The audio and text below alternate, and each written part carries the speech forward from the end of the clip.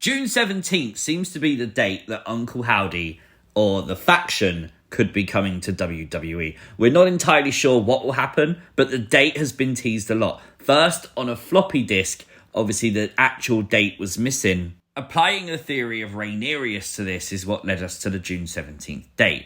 Obviously, you take the coordinates that they gave you on the Twitch stream, you take all the cities, and you take their first letters to get the anagram Rhaenyra, with his feast day being June 17th. We've had teases that lead us to the Statue of Liberty, which arrived in New York Harbor June 17th. The latest entry into Uncle Howdy's journal has told us if you take the first letter of each sentence, you get the word June and the Roman numerals for 17.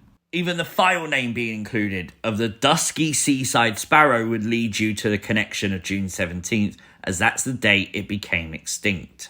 And it's important to say how many times they are teasing June 17th, because genuinely a lot of fans were upset after King and Queen of the Ring. I think WWE dealt with that very quickly and very smartly. Obviously, playing off of Uncle Howdy's the one in charge of this was very intelligent indeed.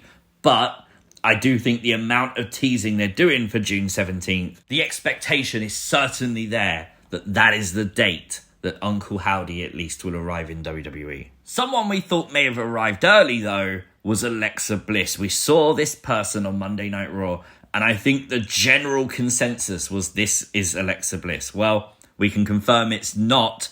Alexa putting out a tweet yesterday saying, "I don't know her," which still left even more speculation to ideas about how the character may not be connected with a person, and therefore Alexa doesn't recognize this person.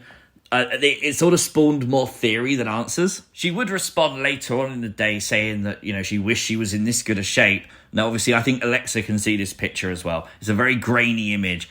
I think she's seeing the funny side of it. She can probably see that it does resemble her. And then today, Alexa Bliss going even one step further, responding to a fan theory, saying that, no, I literally don't know who that is, though. Although she did reply as well, saying cool concept. So obviously Alexa Bliss liking the ideas that's being floated around by fans about her return. So we can definitely put the speculation to one side that was Alexa Bliss, because obviously it wasn't now. And I think that makes a lot of sense, because when people have taken a wild speculative guess as to when Alexa will be back, most people have been saying SummerSlam for months. It isn't that far away, but again, that is just speculation and pure theory, so just bear that in mind.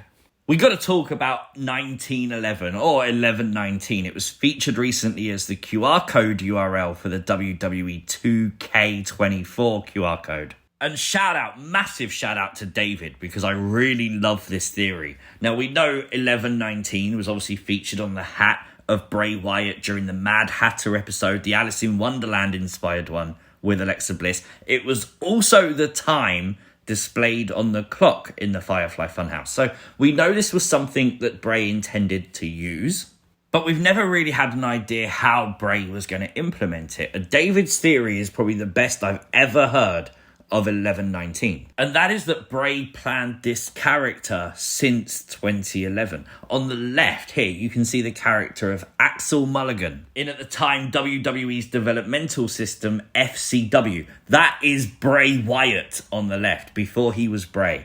And it really does raise a question. This is obviously post-Husky Harris, and it really does make you wonder if from 2011 all the way to 2019, when the debut of The Fiend happened, was Bray planning this? Was Bray trying to implement this character? Maybe that's what 1119 means. The year 2011 to 2019. And when the Funhouse and The Fiend was a thing and we was theorising about it, we made the connection so many times to past Bray Wyatt promos that featured or hinted at The Fiend. So that's very plausible. I also have to shout out Izuki, who sent me this amazing theory on Twitter today. This is the Pluto logo. On the left, on the right is a key. Could the Pluto logo actually be a key? We keep seeing it flashing up. We assume it's like the logo of Howdy. That's what the big assumption's always been. But when everything's had two meanings so far, why can't the Pluto logo? When the Pluto logo interacts with the NIGHTBIRD logo, Are we actually saying NIGHTBIRD is the key? I really like that idea. Obviously, the key to the door, the funhouse, all that kind of stuff, the door has been prevalent in this storyline too. This makes a ton of sense. Whether they implement it, I don't know. Whether it's actually a thing, it might not be, but it's a really cool thing to speculate. We got this image, obviously, from the QR code on Monday Night Raw. It appeared in the therapist's chair. Now, obviously, it's very hard to make out. I've seen so many contrasts of this. The problem is when you change the contrast, you change the actual appearance of the image. So anything that's sort of slightly darkened will heighten, and it then looks like other things. So while people see eyes and all this other stuff, it's very difficult to actually distinguish if it is an actual eye or just a piece of the darkness. You can see this is the original image. You can see how dark some of those pixels are. They then get heightened. The one distinguishing feature on this image from the original is the piece of blonde hair. And we've seen Bo Dallas pictured recently with a piece of blonde hair. This could be the back of Bo's head. It could be the front. Again, the pixelation, it's very difficult to tell. But I think the likely option here is it's Bo. Is it actually just Bo Dallas? Or is it a new look for Uncle Howdy?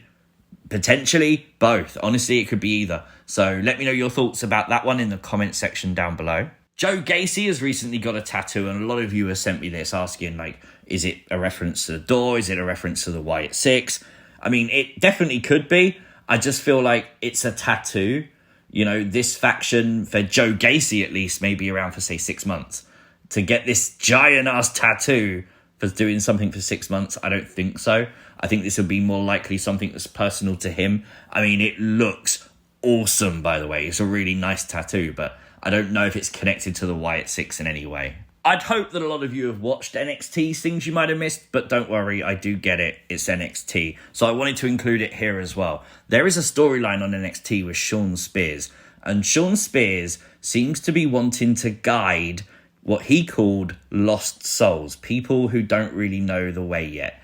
And I really like this because I don't believe for a second it has anything to do with the Wyatt 6. I don't think that.